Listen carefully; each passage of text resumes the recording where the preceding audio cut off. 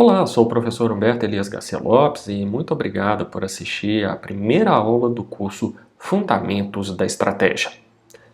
Nessa primeira aula eu tratarei das origens da estratégia.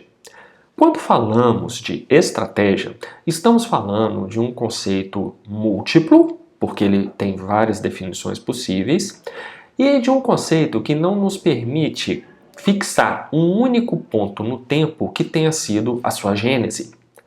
Na verdade, conforme veremos ao longo dessa aula, a estratégia tem várias fases ao longo do tempo. E essas fases vão definindo como a estratégia é vista de acordo com aquele tempo. Portanto, a estratégia tem múltiplas definições e ela vai se desenvolvendo como qualquer outro conceito ao longo de um determinado tempo.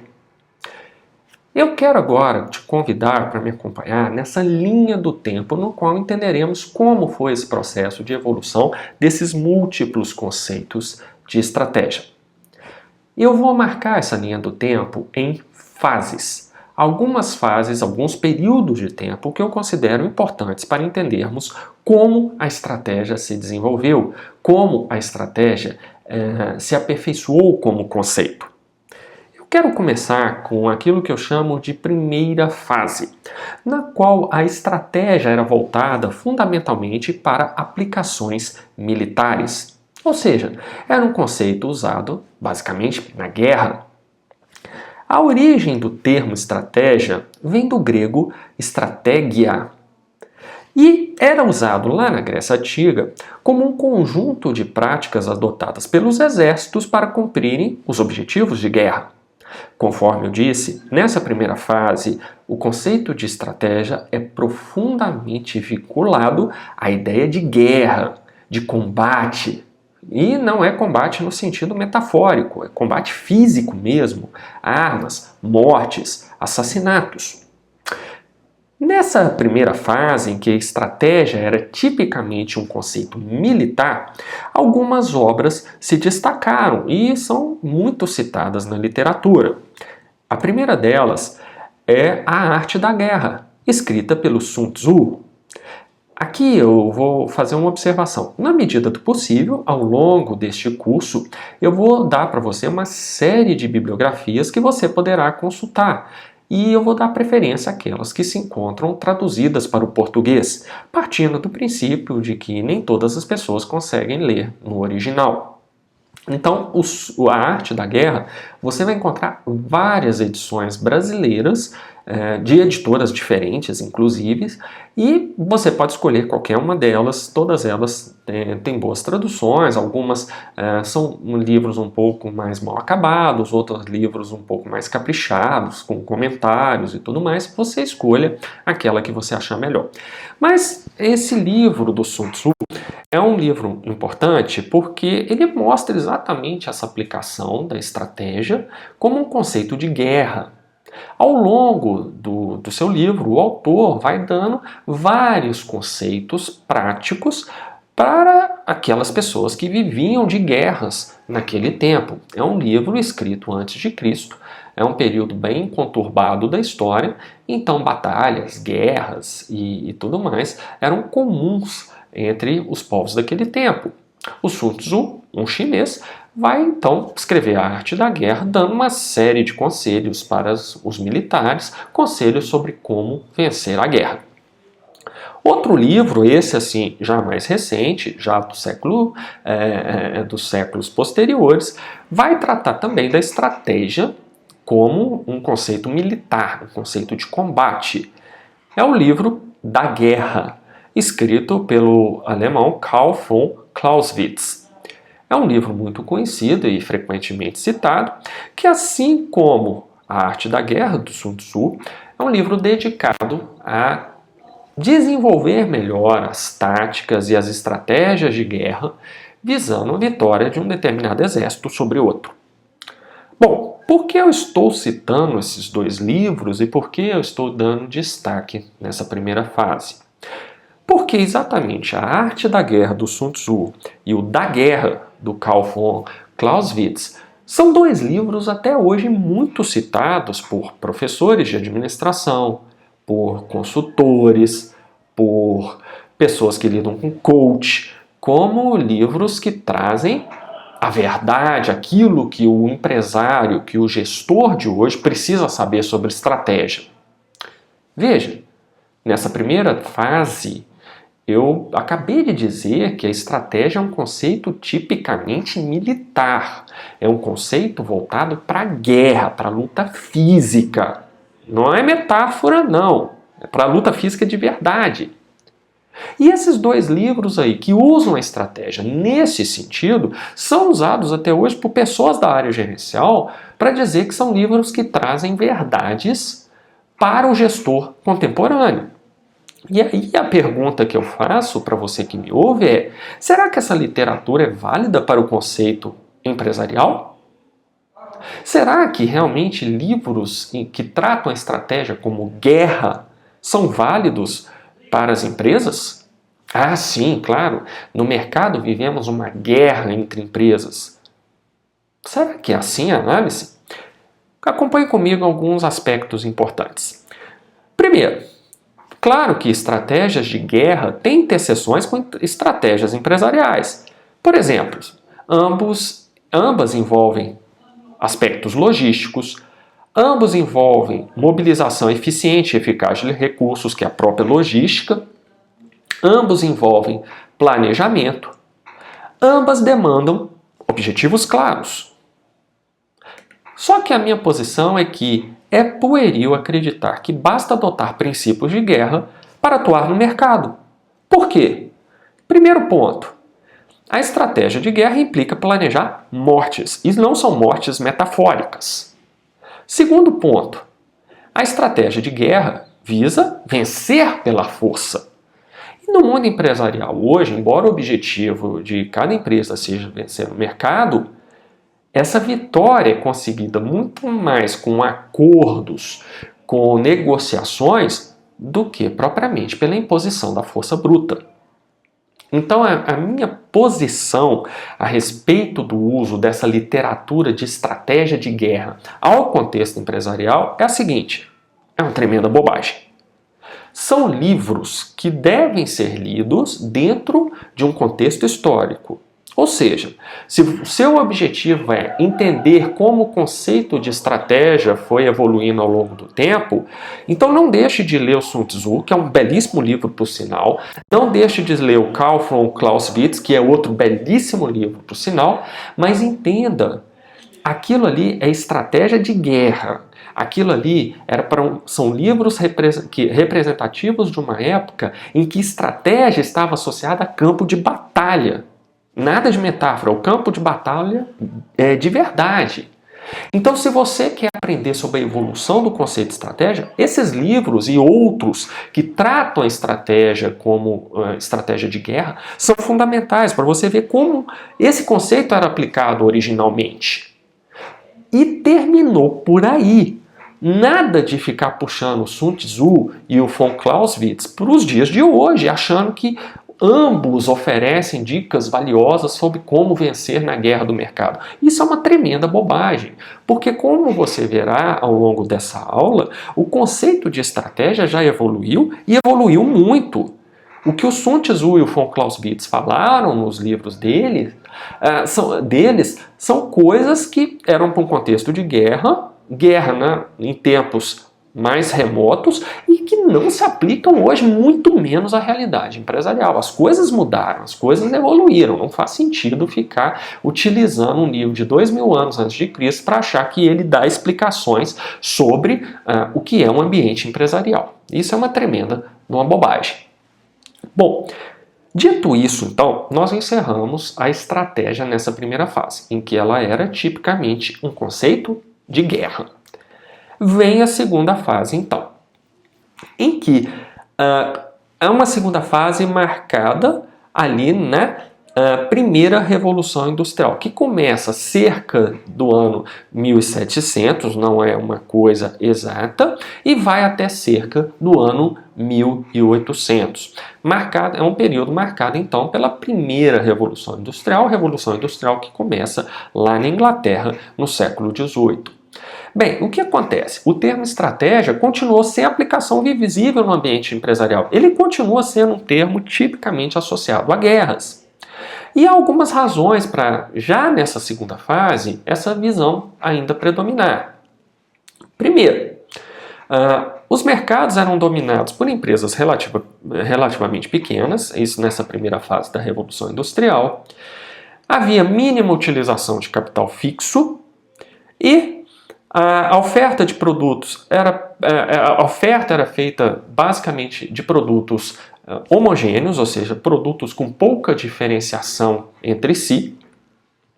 E a competição entre as empresas era intensa, mas nenhuma dessas empresas tinha poder suficiente para se impor aos concorrentes.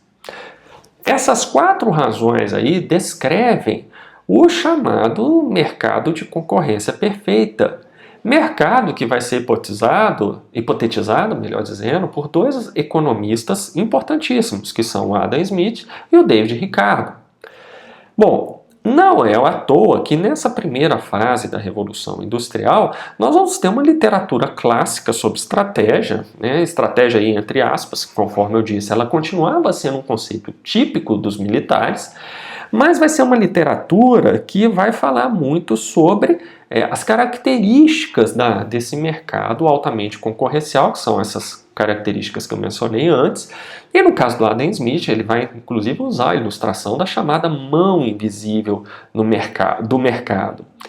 Quando o Adam Smith fala disso, ele está fazendo referência a uma concepção que ele tinha, a concepção básica dele, era que as forças do mercado moldavam a ação das empresas. Ora, se você tem um mercado composto por empresas relativamente pequenas, com pouco investimento de capital fixo, produtos homogêneos, alta competição entre si, nenhuma dessas empresas sozinhas tem poder de mercado suficiente para se impor às demais.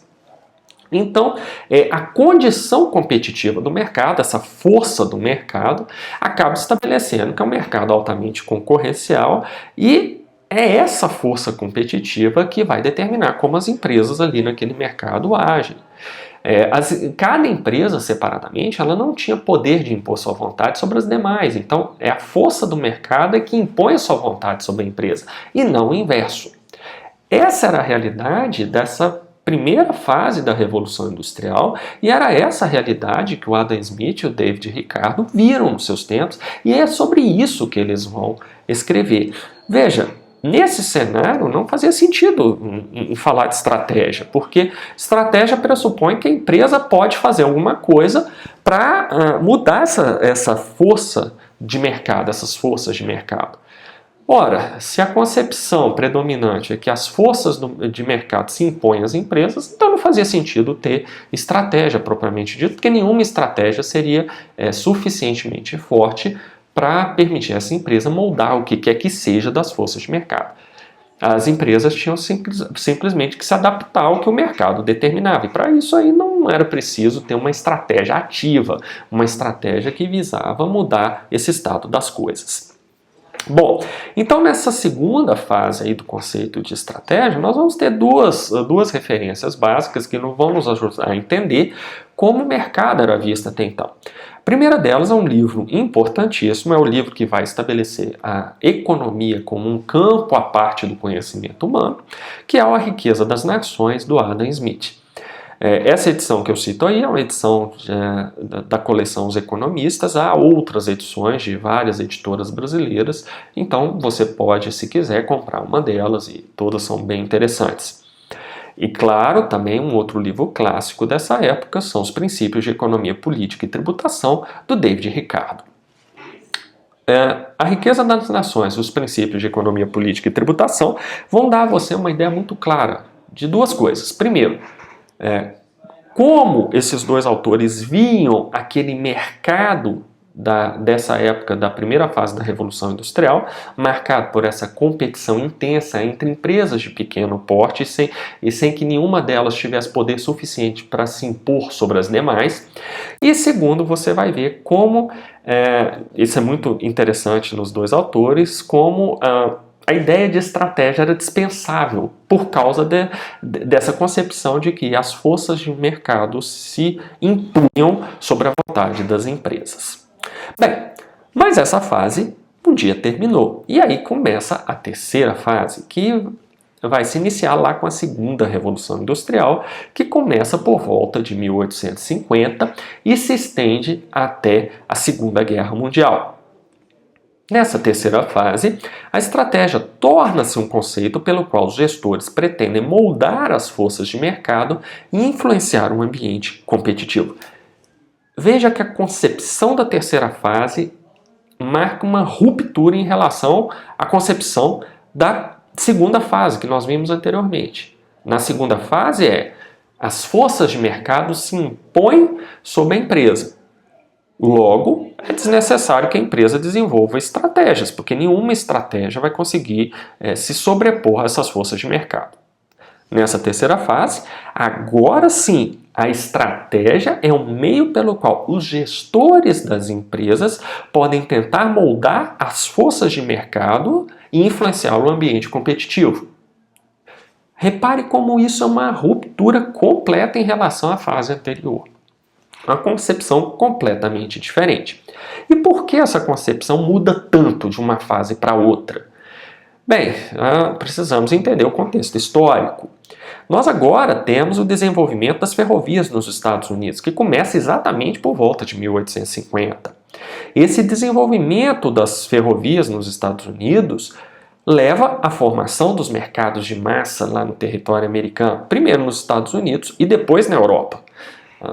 Então, por quê? Porque com o trem percorrendo grandes distâncias e podendo levar muitas mercadorias de um ponto a outro a um custo relativamente baixo, então você resolve um problema logístico tremendo. Antes do desenvolvimento das ferrovias, os centros produtores tinham que ser instalados perto dos centros consumidores, porque você não tinha meios suficientemente baratos para transportar mercadorias de um ponto a outro.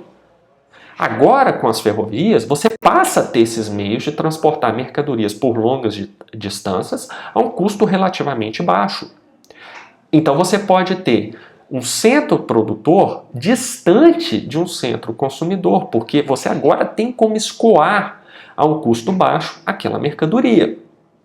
Logo, isso vai permitir a formação de mercados de massa, porque antes esses mercados dependiam da proximidade dos centros produtores. Agora não, os mercados podem estar em qualquer lugar que o centro produtor se encarrega de transportar aquelas mercadorias até lá.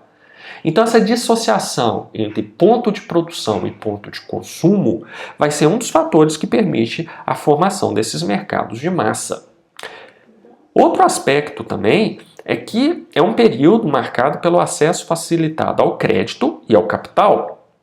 Então você pode fazer investimentos, como investimentos em ferrovias, e você também vai ser estimulado por causa dessa razão 3, a razão 4, que é o estímulo aos grandes investimentos. Então aquela empresa relativamente pequena, que usava pouco capital fixo, não conseguia se impor aos seus concorrentes, que a gente via lá na segunda fase da estratégia, aqui na terceira fase nós começamos a ter uma concentração de capital. Nós começamos a ver o surgimento das grandes empresas, porque são aquelas empresas que conseguem mobilizar um volume grande de capital para investimentos e começam a dominar mercados. Ao contrário do que o Adam Smith e o David Ricardo tinham registrado na época deles. Porque realmente não havia nenhuma empresa com essas condições naquela época. Mas agora sim, essas primeiras empresas começam a aparecer. Há uma concentração de capital, há uma assimetria emergente entre as empresas. E aí, nessa terceira fase, nós temos o surgimento de uma nova organização, que são as corporações verticalmente integradas. São corporações que aparecem inicialmente nos Estados Unidos e depois vão para a Europa. São organizações caracterizadas por investimentos significativos em manufatura e marketing. Elas têm capital, veja, elas estão concentrando o capital, então elas começam a ter mais poder para investir em manufatura e marketing. São empresas que dão grande importância à gestão da hierarquia para coordenar as funções executadas dentro dessas empresas. Então você começa a ter aquela preocupação com a gestão interna da empresa, o que é óbvio, porque são empresas que começam a mobilizar grandes volumes de investimento. Então esse investimento precisa ser bem direcionado, não pode ser uma coisa executada amadoristicamente. E muitas dessas corporações crescem tanto que passam a influenciar o ambiente competitivo de seus setores e até mesmo além dos seus setores.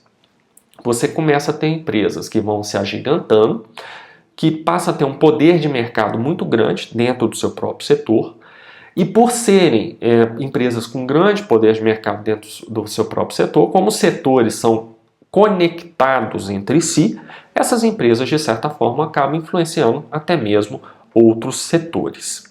Então veja, nós temos aqui uma outra situação, a concentração de capital levando ao crescimento, ao aparecimento de grandes empresas, das grandes corporações verticalmente integradas, empresas que usam grandes volumes de capital fixo, empresas que, ao contrário do tempo do Adam Smith e do David Ricardo, conseguem se impor nos seus mercados, conseguem fazer valer as suas vontades, conseguem, até certo ponto, moldar as forças de mercado e influenciar o ambiente competitivo.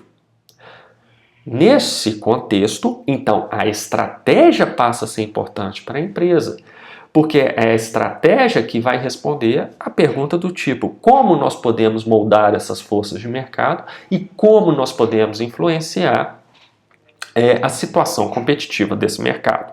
Então a estratégia surge aí sim como um conceito importante. Então veja, somente na terceira fase é que nós temos estratégia migrando para o ambiente gerencial. E note que essa terceira fase começa por volta de 1850. Então, desde 1850, a estratégia foi progressivamente o conceito de estratégia foi progressivamente sendo desenvolvido, aplicado e desenvolvido de novo ao contexto empresarial. Perceba que desse ponto em diante, dessa terceira fase em diante, já não fazia mais sentido ficar lá no passado usando o Sun Tzu e o von Clausewitz como aqueles que dão respostas para a estratégia no contexto empresarial. Não. Se assim fosse, então tudo que se escreveu sobre estratégia depois de Sun Tzu e von Clausewitz é inútil, porque esses dois autores já teriam todas as respostas. E não é assim, o conceito foi migrando para a área de gestão. Então não fazia mais sentido ficar apegado à estratégia como aplicação militar. Bom, uma outra consequência importante dessa terceira fase é o surgimento das primeiras escolas de negócio, escolas vinculadas a grandes universidades e que vão se dedicar a estudar a estratégia aplicada ao cenário organizacional, ao cenário empresarial. A primeira grande business school é a Wharton, fundada em 1881 nos Estados Unidos. Até hoje, a Wharton é tida como uma das 5 melhores business school, escolas de negócio do mundo inteiro. Então, ela já é fundada lá no final, praticamente, do século XIX. Uma segunda business school importante até hoje, está sempre ali entre primeiro, segundo, terceiro lugar entre as melhores do mundo, é a Harvard Business School, que é importantíssima para o pensamento gerencial. E essas duas business schools e outras que foram fundadas depois vão trazer importantes contribuições para o estudo de estratégia, como, por exemplo, o conceito de estratégias deliberadas, ou seja, estratégias que a empresa implanta intencionalmente, a análise SWOT, que é a análise de ameaças, oportunidades do mercado externo e de forças e fraquezas do ambiente interno da empresa. Até hoje essa análise SWOT é muito utilizada na prática. E a técnica de avaliação de matriz produto-missão, que é outro conceito importantíssimo e usado até hoje. Dessa terceira fase, há uma literatura clássica que eu recomendo. É uma literatura que vai ser focada no papel dos gestores. Afinal de contas, nessa terceira fase, conforme eu já disse, nós vemos que, sim, a estratégia agora passou a ser considerada como um conceito que ajuda o gestor a moldar as forças de mercado e a influenciar o posicionamento competitivo. Então o gestor passa a ter grande importância. Os livros clássicos dessa área, que é uma lista bem pequenininha, não é uma lista exaustiva, mas são livros que eu recomendo que você leia. Nós temos aí As Funções do Executivo, é um clássico escrito pelo Chester Barnett. Temos também esse livro do Alfred Chandler Jr., Strategy and Structure. Não é um livro traduzido no Brasil, pelo menos eu pesquisei intensamente, eu só tenho essa edição aí em inglês e fui pesquisar se tinha alguma edição nacional, não encontrei, mas é um livro clássico também, é um livro importantíssimo, de 1969, mas que ele vai fazendo a ponte entre a estratégia e a estrutura das organizações, essa grande organização vertical. O livro My Life and Work, escrito pelo Henry Ford. Henry Ford foi o fundador da Ford Motor, que é a Ford que a gente conhece até hoje, fabricante de automóveis até hoje. O Henry Ford vai ter uma importância muito grande para a área de administração, porque vai ser aquele criador da linha de produção em massa. Então, ele é extremamente importante. E nesse livro aí, é um livro que vale a pena ser lido. Ele vai falando da vida dele, do trabalho dele, das ideias dele, e é muito interessante porque, gostando ou não, é uma das grandes mentes gerenciais do século XX, é o Henry Ford. E um outro livro que eu gosto muito, que é um livro sensacional, é esse do Alfred Sloan Jr., que é Meus Anos com a General Motors. O Alfred Sloan foi o executivo da General Motors, a nossa GM, né, que a gente conhece como GM, e ele foi importantíssimo, porque ele foi o criador da estrutura departamental. Se você hoje trabalha numa empresa que é dividida em departamentos, é por causa do Alfred Sloan, porque foi ele que criou essa estrutura. E nesse livro ele vai falando da trajetória dele da GM, como ele implantou uma nova filosofia de gerenciamento dentro da GM, isso na primeira metade do século XX. Então é um livro histórico importantíssimo para essa área gerencial e para você entender como a estratégia já era aplicada no caso das organizações. Então esses 4 livros aí são livros básicos, vão te dar uma ideia muito interessante da estratégia, agora não mais como um conceito militar, mas sim como um conceito gerencial. Mais uma vez, isso é importante para nós sabermos que esse negócio de profissionais que até hoje ficam dizendo para as pessoas, olha, leiam os livros de estratégia de guerra para vocês aprenderem como se lida com o mercado competitivo atual. É uma grande bobagem, gente. Já existe muita coisa boa escrita sobre estratégia aplicada a ambiente gerencial. Você, mais uma vez, a não ser que o seu objetivo seja entender a estratégia desde as suas origens, como o conceito era aplicado lá atrás, não faz sentido você ficar puxando livros de guerra para o contexto atual e achando que isso daí te dá um entendimento da estratégia empresarial de hoje. Tá? Isso é uma grande bobagem.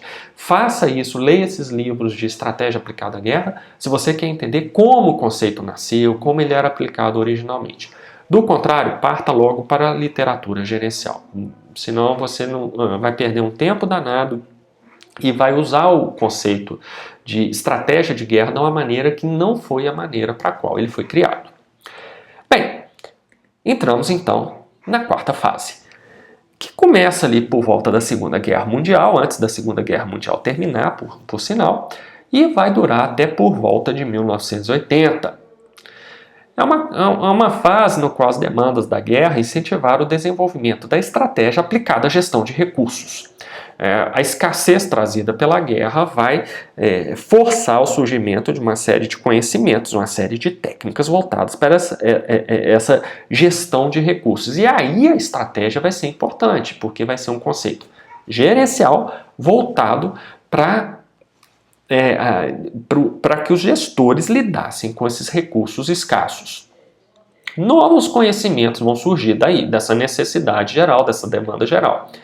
Por exemplo, a famosa pesquisa operacional, que até hoje é muito utilizada, teoria dos jogos, que já rendeu vários prêmios Nobel de Economia, A revisão do conceito de curva de aprendizagem, que é um conceito originalmente desenvolvido na indústria de aviação lá em 1920, mas pelas novas demandas trazidas pela escassez da Segunda Grande Guerra. Então, esse conceito vai ser revisto, vai ser atualizado para a época, então isso aí já é uma consequência dessa época. E um outro conceito importante até hoje, que é o planejamento estratégico. Por fim, algo que hoje é muito falado e que as pessoas acham que é uma novidade do século XXI, mas na verdade começa lá já na Segunda Guerra Mundial, começa a ter os primeiros trabalhos a respeito desse conceito, que é o de competência distintiva.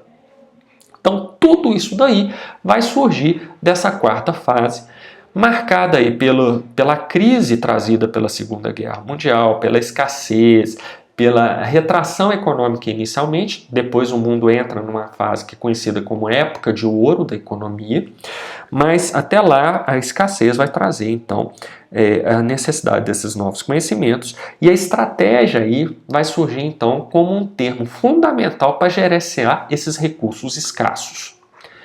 Bem, uma outra consequência dessa quarta fase é a ascensão dos consultores de estratégia. Então, na fase anterior, nós temos o surgimento das escolas de negócio. Agora, nós vamos ter a crescente importância dos consultores de estratégia. Alguns dos mais famosos dessa época são o Boston Consulting Group, conhecido como BCG, que foi fundado em 1963, e a McKinsey & Company, fundada em 1968. Bom, essas duas empresas de consultoria, elas têm uma importância muito grande na área de administração. Elas trouxeram contribuições que são relevantes até hoje. Por exemplo, os conceitos de curva de experiência, conceito de matriz crescimento e participação, utilizado demais hoje, inclusive em segmentação de mercado, em definição de consumidor-alvo pelas empresas ao redor do mundo. E o conceito de matriz de atratividade do setor, outro conceito importantíssimo na área de estratégia. Tudo isso trazido por essas empresas de consultoria, das quais aqui eu cito apenas duas, o Boston Consulting Group e a McKinsey & Company. Bom, então essa é a quarta fase. O que eu recomendo para você entender, em termos de literatura, para entender um pouco dessa fase, né? É uma fase que é profundamente marcada pela estratégia como método para gerenciar o ambiente econômico. E alguns autores são muito importantes para se entender. Mais uma vez, essa aqui é uma lista bem sucinta, bem simples, é uma ideia, um passo inicial para você entender essa fase. Há muito mais para ser lido dentro dessa quarta fase. Mas eu recomendo Peter Drucker, um livro chamado Prática da Administração de Empresas, um livro muito interessante, bem simplesinho, bem fácil. Temos o Philip Selznick, é um sociólogo americano, que vai lançar um livro. Esse livro era traduzido no Brasil, havia uma edição, se eu não me engano, da Atlas, mas eu fiz a pesquisa quando eu estava preparando o material dessa aula e eu não encontrei essa edição, nem sebo, que aqui no Brasil ele foi traduzido como Liderança em Administração. Ele é conhecido internacionalmente como Leadership in Administration. É um livro fundamental que vai lançar o chamado institucionalismo dentro da área gerencial. O que é esse institucionalismo? Simplificando muito mesmo o livro do Selznick, é você mostrar que as organizações e as empresas são instituições. E como instituições, elas vão desenvolver padrões de comportamento próprio, quase como se elas fossem pessoas dotadas de uma personalidade, e elas vão, ao mesmo tempo, influenciar o mercado e serem influenciadas por esse mercado. Você pode dizer, puxa, mas essa ideia é óbvia. Tá, é óbvia, mas lá na década de 50, quando Selznick lançou esse livro, não era uma ideia óbvia. E no livro do Selznick, você já vai ver a estratégia dentro dessa concepção institucional. Outra obra que eu recomendo é o livro do John von Neumann e do Oscar Morgenstern, A Teoria dos Jogos e do Comportamento Econômico. Esse é um livro clássico, é um livro que vai efetivamente lançar a teoria dos jogos no ambiente empresarial. Antes, a teoria dos jogos era um conceito restrito à matemática e o von Neumann e o Morgenstern vão trazer esse conceito para o ambiente empresarial e vão dar início a uma coisa importantíssima que vai mudar completamente a maneira de se ver as empresas, que é a chamada estratégia competitiva, que é um ramo hoje de estudos dessa grande área chamada estratégia. Então, estudos de estratégia competitiva e estratégia colaborativa também começam aí nesse livro do John von Neumann. Essa edição é uma edição que eu tenho, uma edição primorosa, e é uma edição comemorativa dos 60 anos do lançamento do livro deles, uma introdução que tem um prefácio magnífico para você entender.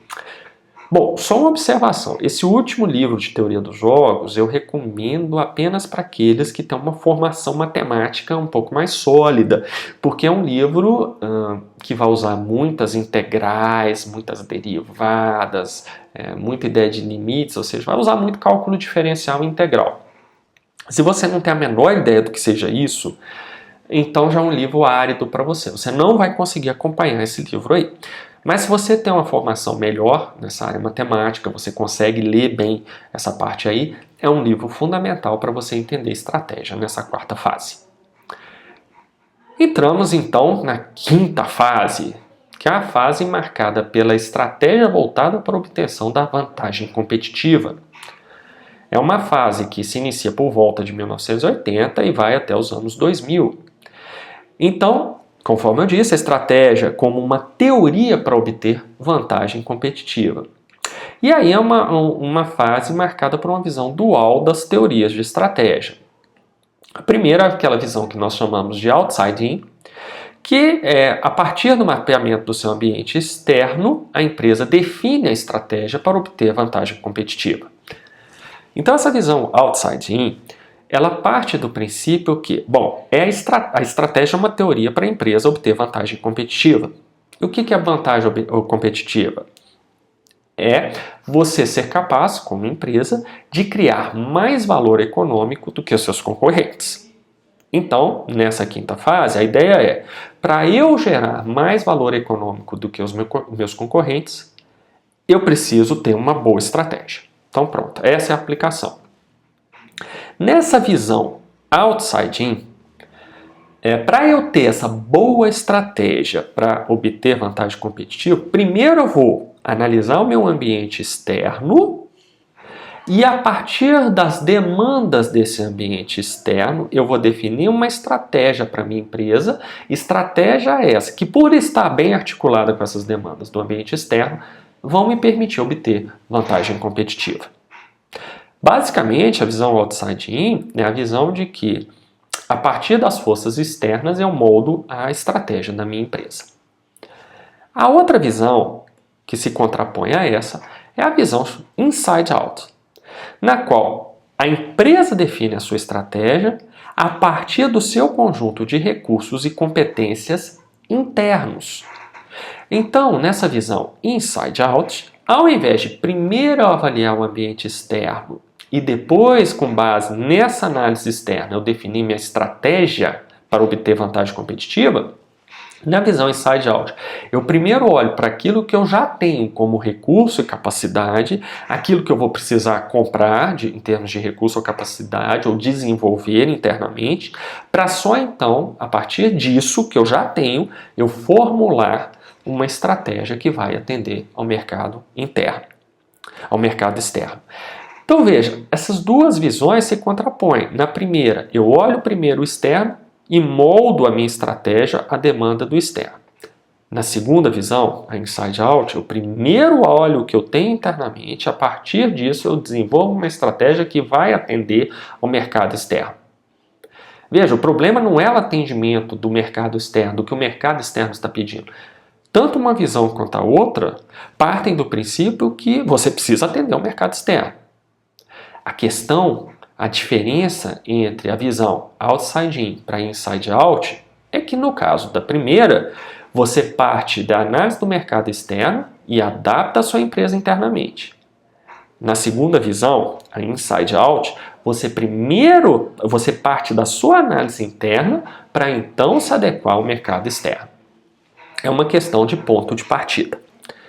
O que eu recomendo de literatura dessa fase? Sobre como obter vantagem competitiva. Um livro muito interessante, é um livro que inclusive eu uso com muitos dos meus alunos, inclusive de graduação, é o Administração Estratégica e Vantagem Competitiva, Conceitos e Casos, que é do Jay Barney e do William Hesterly, dois autores muito importantes dentro da área de estratégia, especialmente o Jay Barney, que é hoje uma das maiores autoridades de estratégia no mundo. Outra referência clássica é o Estratégia Competitiva, do Michael Porter. Michael Porter é um dos autores mais citados em todos os tempos na área de estratégia. E esse livro dele é um livro de 1980. Aqui eu faço a referência a uma edição editada no Brasil em 2005, mas o livro originalmente é de 1980. E é um livro que muda completamente a maneira de se analisar estratégia no ambiente gerencial. É um clássico.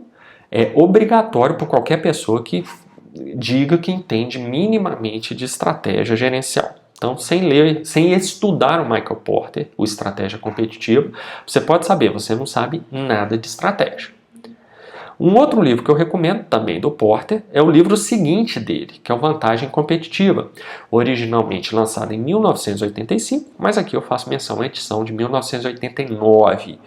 É um livro no qual ele detalha esse conceito de vantagem competitiva. Conceito que ele explora no primeiro livro dele, de estratégia competitiva, mas que lá em estratégia competitiva não é um conceito tão bem detalhado. Nesse segundo livro ele se dedica exclusivamente a esse tema.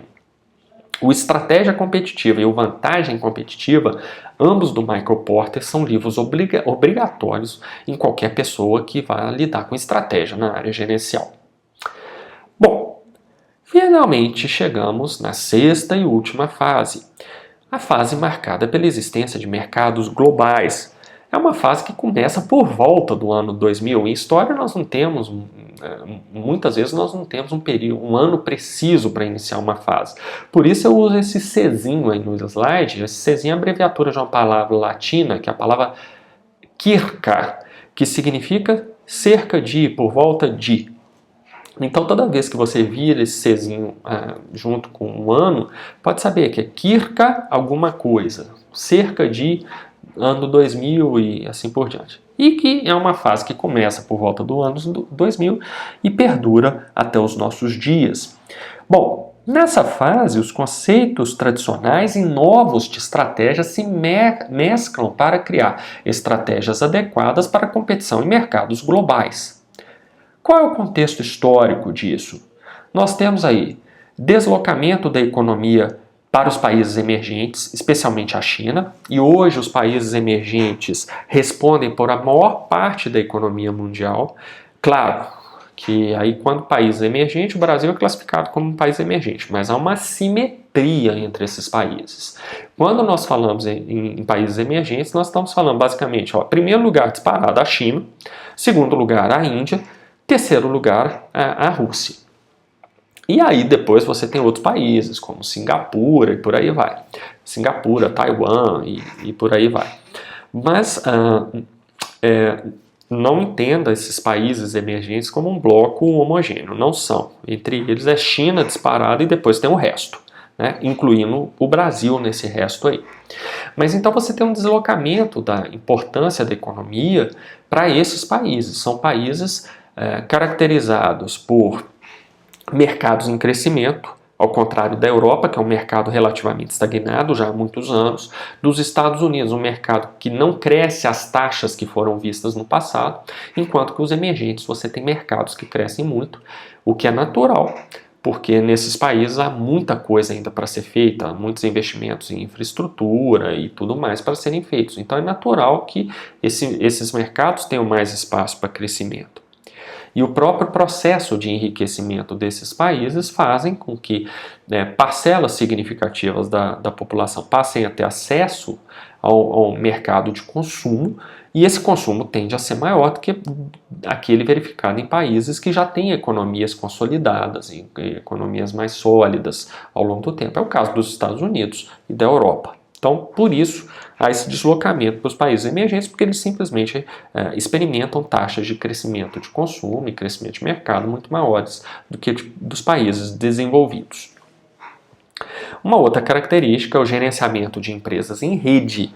Então as empresas hoje, você tem uma empresa sediada no Brasil, mas um fornecedor dela está em Singapura, outro fornecedor está nos Estados Unidos, um outro fornecedor no México, os clientes da empresa estão na Europa, na Ásia e na Oceania, e essa empresa tem que ser gerenciada observando essas transações que são feitas em nível mundial. É isso que eu chamo de gerenciamento de uma empresa em rede.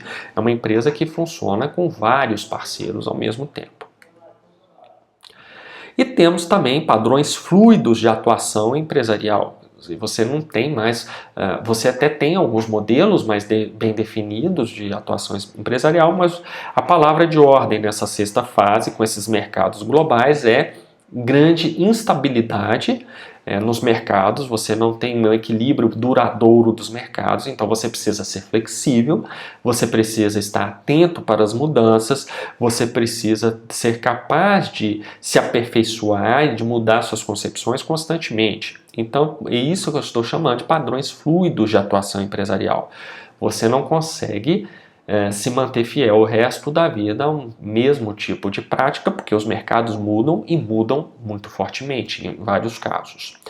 E temos também o surgimento dos chamados mercados de plataforma, mercados no qual você desenvolve um produto que vai ser usado em múltiplas plataformas. O que mais tem sido estudado hoje a respeito disso são, por exemplo, esses mercados de softwares eletrônicos. Você tem um software qualquer que tem que rodar numa plataforma Windows, numa plataforma Mac, numa plataforma Linux e tem que funcionar bem em todas elas.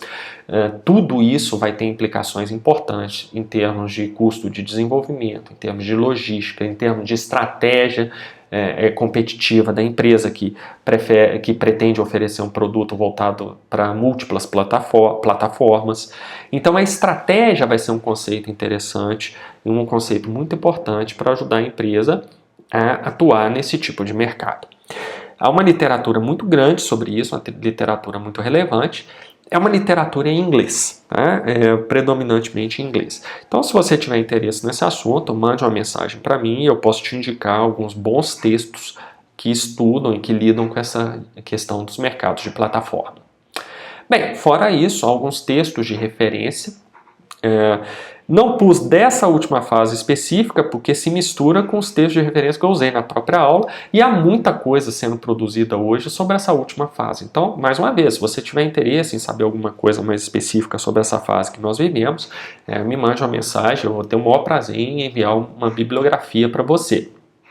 Adianto que praticamente 90% da bibliografia será em inglês, que é a língua realmente da gestão. Então não tem jeito, você tem que saber inglês mesmo para ficar atualizado sobre esses temas. Bom, mas alguns textos que eu usei como referência para preparar essa aula aí para você. Eu recomendo muito esse livro, esse primeiro livro que aparece, que é o Strategy, Process, Content, que é do David e do Meyer. É um livro muito importante, um livro que traz uma abordagem bastante extensa da estratégia, muito detalhada, muito boa. Sugiro o Estratégia e o Cenário dos Negócios, escrito pelo Pankaj Ghemawat, é um autor importante também na área de estratégia, é professor de Harvard, assim como Michael Porter, é um autor muito citado nessa área. Esse é um livrinho bem simples que te dá uma visão bastante interessante sobre essas origens da estratégia. O Ghemawat também escreveu um outro artigo, esse daí é um artigo bem interessante, bem completo, chamado Competition and Business Strategy in Historical Perspective. Foi publicado num periódico chamado Business History Review, que é um periódico interessante, bem interessante. E esse artigo que o Ghemawat publicou é um artigo muito citado na literatura de estratégia. Então eu recomendo, para quem consegue ler em inglês, eu recomendo o estudo desse artigo aí, que ele vai te dar conhecimentos bem interessantes. Em português eu recomendo também esse livro, Estratégia, uma visão executiva, do Cornelis Kluivert, que é um livro interessante, um livro introdutório sobre estratégia que traz alguns conceitos básicos que vão te ajudar bastante. Eu usei basicamente essas 4 referências aí para montar esse material que você acabou de assistir e são 4 referências boas, 4 referências interessantes, eu tenho certeza que você vai gostar muito de todas elas. Bom, era isso que eu tinha para falar para você. Eu agradeço a sua atenção, espero que você tenha gostado dessa primeira aula e não deixe de continuar seguindo esse nosso curso de Fundamentos da Estratégia. Há muita coisa ainda que eu vou postar aqui no canal, muita coisa para você assistir, muitas indicações bibliográficas, então é um curso que vale a pena você fazer. Muito obrigado pela sua atenção e até a próxima aula.